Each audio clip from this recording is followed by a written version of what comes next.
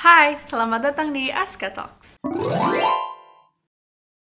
Hai, nama aku Askarina dan di channel ini aku share pengalaman dan tips tentang beasiswa. Jadi, kalau kalian suka jangan lupa subscribe ke channel ini dan jangan lupa cek video sebelum ini karena di situ aku collab bareng dengan penerima beasiswa LPDP ke Inggris. Jadi, kalau kalian mau punya perspektif dari penerima beasiswa Chevening dan LPDP, video sebelumnya patut banget kalian tonton.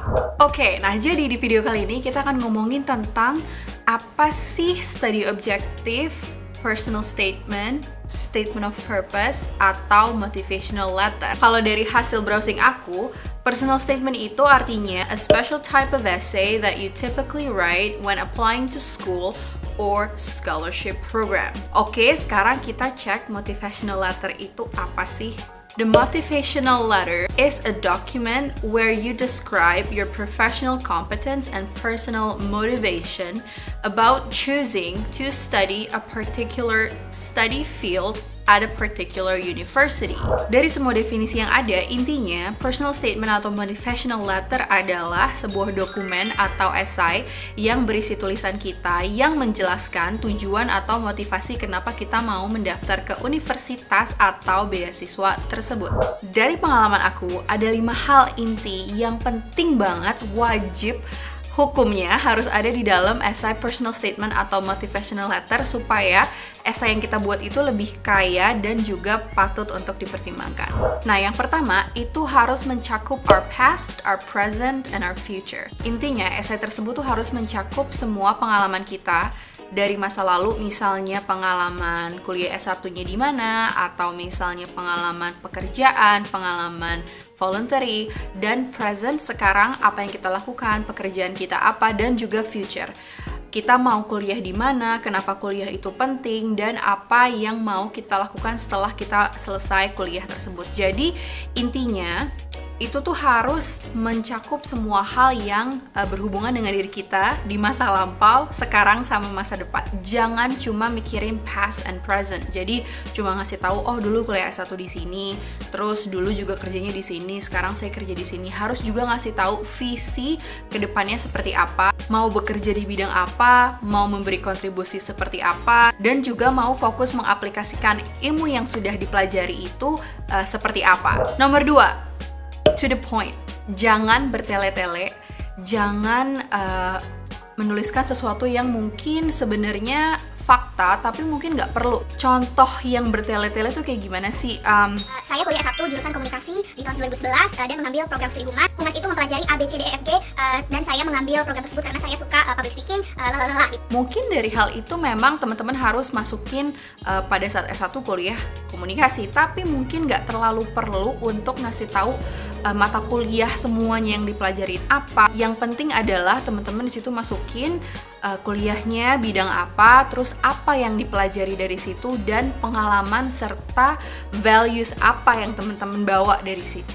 Nah, ketiga, kalian harus bisa connect the dots. Jadi, tadi kan udah past, present, and future. Gimana biar dari pengalaman semua itu tuh bisa mengalir dan titiknya tuh harus kalian sambungkan. Jadi jangan kayak tiba-tiba, oh iya saya volunteer untuk misalnya volunteer membersihkan Kali Ciliwung, tapi terus kemudian your present and your future itu has nothing to do with environment, has nothing to do with urban planning. Aku nggak tahu ya, hal-hal yang berhubungan dengan membersihkan kali gitu. Jadi maksudnya itu mungkin bagus, itu memang sesuatu hal yang kalian lakukan secara positif. Tapi kalau misalnya memang nggak relevan dan nggak bisa menyambungkan poin-poin inti dari kenapa kalian mau ngambil kuliah tersebut, sebaiknya sih nggak usah dimasukin ke dalam esai. Jadi harus relevan dan you have to connect the dots. Yang keempat, humanize your essay.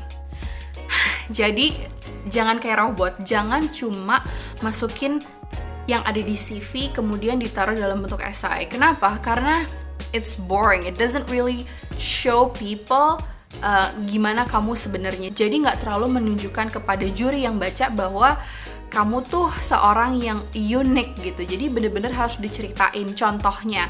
Jangan cuma ngasih tahu kesuksesan. It's okay kalau misalnya teman-teman juga masukin tantangan dan juga kegagalan. Kegagalan tuh nggak apa-apa banget untuk dimasukin. Tapi harus juga dibarengin dengan gimana teman-teman menghadapi tantangan dan juga menyelesaikan kegagalan tersebut. Gimana kemampuan teman-teman untuk bangkit dan kemampuan teman-teman untuk resilient gitu. Jadi kemampuan dan tekad teman-teman tuh juga bisa dilihat dari esai. Nah, yang kelima atau yang terakhir, kalian harus proofreading.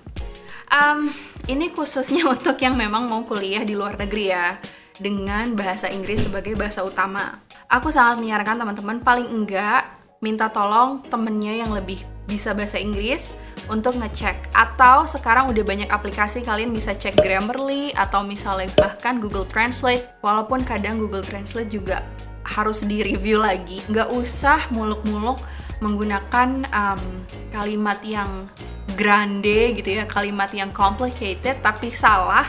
Lebih baik simple grammar tapi benar. Itu sebenarnya bagian juga humanize your essay gitu. You can show that you're learning English, you're not perfect, but it's fine.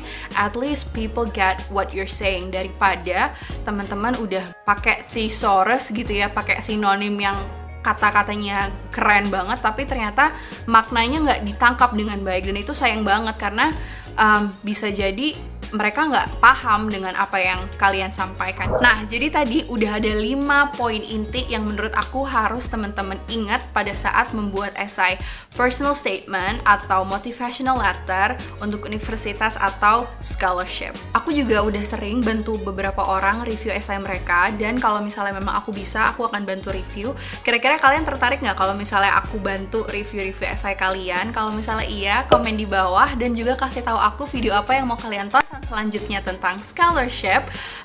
Gitu aja untuk hari ini. Terima kasih udah nonton. Jangan lupa subscribe di channel Aska Talks. Sampai jumpa di video selanjutnya. Bye!